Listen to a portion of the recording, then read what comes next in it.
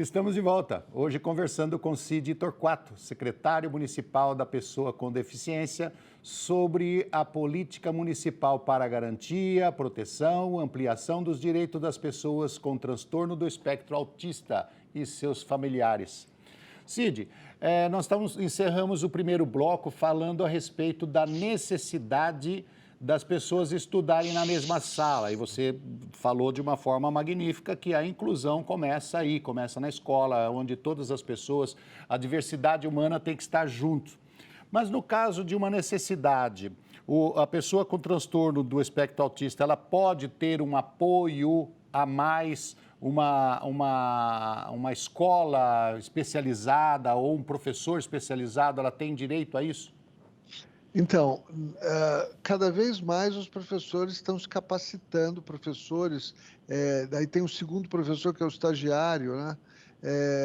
Agora, em todas as classes que tem, na volta às aulas, né? Porque agora está tudo né, em quarentena, mas na volta às aulas, aqui em São Paulo, todas as classes que tem alguém com deficiência vai ter o segundo professor, né? Que, na verdade, é o estagiário. Então, essas pessoas têm que estar super capacitadas para atender a demanda da diversidade que uma classe hoje em dia pode ter. Então, além dos alunos regulares, alunos sem deficiência, alunos com autismo, alunos com nanismo, alunos com paralisia cerebral, alunos com deficiências físicas, né? Então, a sala de aula tem que estar preparada. Como eu disse, muitos pais ainda acham que a educação inclusiva não está desenvolvida o suficiente para dar atenção que seus filhos merecem. Então, tem muitas crianças com autismo que também preferem escolas especiais. São Paulo, Roberto, tem 18.500 alunos com deficiência na rede municipal, que tem cerca de 1 milhão de alunos, né? Então, 18.500 são alunos com deficiência.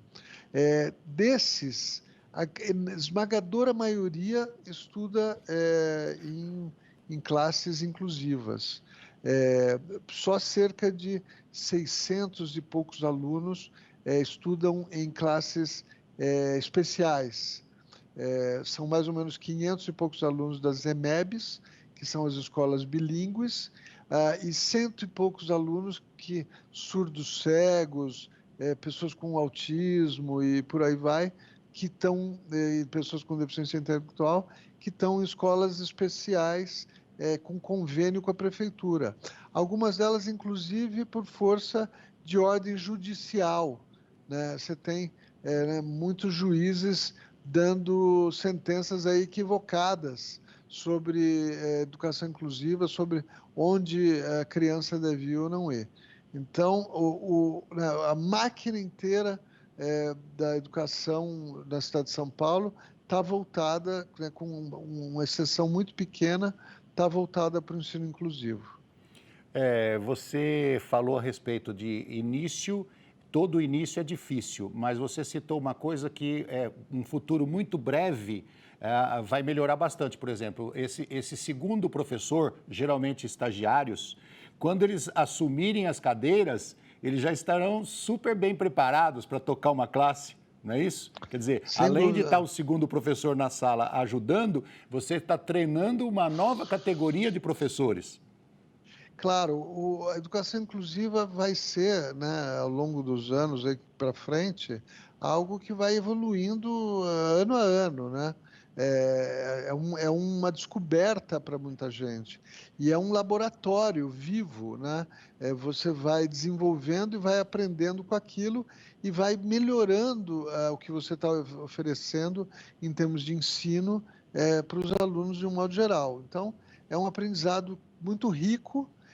Não digo que ele é fácil, eu acho que ele é complexo, exatamente porque né, muitas vezes faltam recursos e falta o próprio interesse dos players, dos atores desse processo, em muitos casos os professores, de se capacitarem.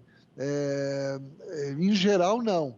Em geral, o que eu conheço, o que eu vejo, existe muito interesse dos professores, mas você sabe como é que é, num mundo diverso, com tantos professores, você tem um pouco de Sim, tudo. de tudo. Então, você tem que lidar com essa diversidade humana, de modo geral, em todos os sentidos, tanto dentro da classe como aluno, como dentro da classe como professor, e Certo. na escola, na direção e tudo mais. Então, é um desenvolvimento muito interessante. Acho que a gente já passou das fases mais agudas desse desenvolvimento, as fases mais críticas em termos de aprendizado, né? A gente está agora numa curva ascendente e positiva, Uhum. mas é algo que a sociedade, como eu disse, a sociedade como um todo tem que estar ligada, né? Porque isso define o futuro praticamente de todos, Sim. porque, né, a educação ela é um divisor de águas no que tange, inclusive, o comportamento da sociedade como um todo. Então, a educação, inclusive, é algo que a gente tem que ficar ligado, porque a sociedade inteira vai aprender com ela e vai evoluir com ela. Ô Cid, essa lei municipal, ela prevê um cadastro municipal, redundante, né? A lei municipal prevê um cadastro para as pessoas com TEA. Por que que ele é importante e para que ele vai servir? Bom, nós fizemos algo muito interessante nessa lei. Criamos um artigo que, de repente, vai até ser polêmico, mas foi o melhor caminho que nós encontramos. Existe uma lei federal que institui a carteira de identificação da pessoa autista. O que quer dizer isso? Quer dizer que estados e municípios teriam que inventar mais uma carteira. Alguns estados já até estão fazendo isso, ou municípios, Rio de Janeiro está fazendo, mas criar uma outra carteira para identificar as pessoas com autismo. Eu entendo até a demanda, porque o que as famílias sofrem? Elas estão no local público, de repente o filho, a filha, ou seja, o ente com autismo tem um comportamento não convencional, né? Que chama a atenção das pessoas, de repente até incomoda as pessoas, e as famílias querem uma forma de mostrar, olha, meu filho, minha filha é autista, então por isso que ele está se comportando assim. Olha a carteira de identificação.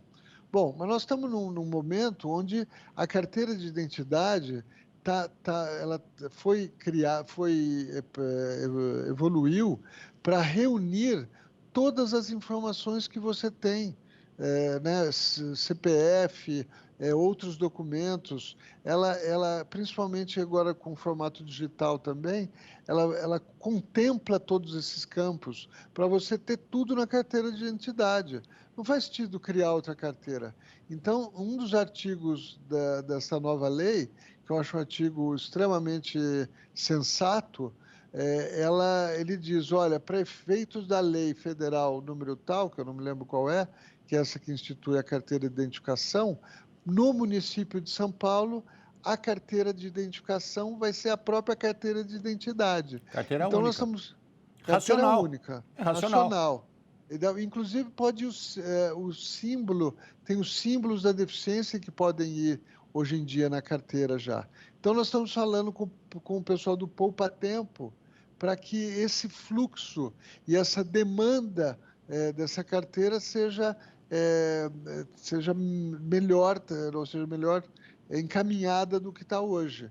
Hoje as informações estão um pouco confusas ainda no site, então nós estamos trabalhando com eles para melhorar, né, a oferta dessas informações e para ficar tudo mais claro, né, para quem precisa da carteira. A questão específica que você perguntou do cadastro, essa é uma demanda nacional, e eu vejo valor pelo seguinte, porque se a gente está pensando em políticas públicas municipais e a gente quer que elas sejam abrangentes, se nós tivermos um cadastro dizendo, quer dizer, com todo mundo que tem, que tem autismo, né, a gente pode, muitas vezes, em estabelecendo um serviço novo, né, um centro-dia, um centro de excelência e questões do gênero que previstas na lei, nós podemos acionar em busca ativa essas pessoas. Então,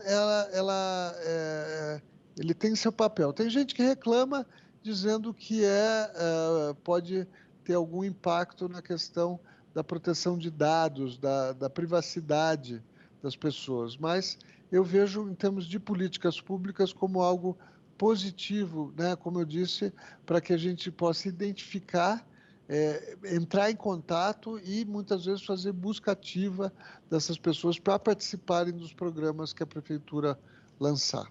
Em alguns lugares a gente percebe a fita quebra-cabeça, né, simbolizando o atendimento à pessoa com aspecto autista.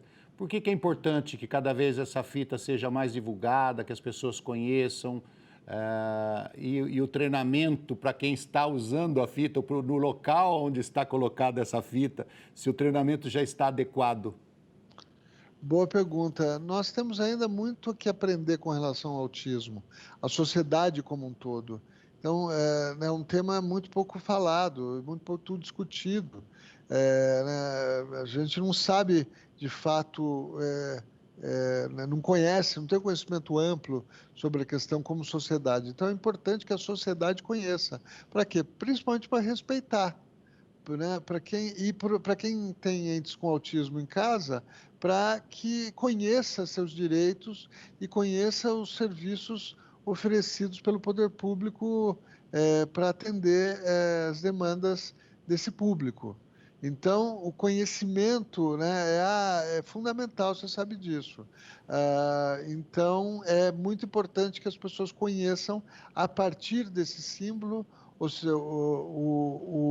né, tem mais informações sobre autismo. Né? Então, hoje em dia, até porque principalmente tem aumentado a incidência de autismo na sociedade, ou seja, nós temos mais pessoas com autismo hoje em dia do que antes, e, paralelamente, a gente tem conseguido diagnosticar melhor pessoas com autismo. Então, existe hoje um esforço para conhecer melhor essa questão, né, para conhecer melhor os aspectos clínicos, os aspectos sociais, os aspectos psicológicos, né, um esforço de inclusão das pessoas com autismo na sociedade. Ô Cid, obrigado pela sua entrevista com a gente, obrigado pelo seu trabalho aí, que eu considero de uma importância enorme para a cidade de São Paulo e, inclusive, como exemplo para o Brasil. Obrigado por participar do nosso programa mais uma vez. Obrigado, Roberto. E você também tem uma participação muito importante nesse contexto, né? Não só como uma pessoa que você é, o militante e a liderança que você é, mas com o seu programa, que é inédito, né? Não existem programas assim, tão bons, tão profundos, né? Tão cheios de conhecimento como o seu. Então, parabéns para você também. Obrigado, querido. E obrigado a você que nos acompanhou. Se você quiser rever esse ou qualquer outro dos nossos programas, acesse saopaulo.sp.leg.br/TV Câmara SP ou um dos nossos canais nas mídias sociais. TV Câmara São Paulo. Assista. Fique sabendo.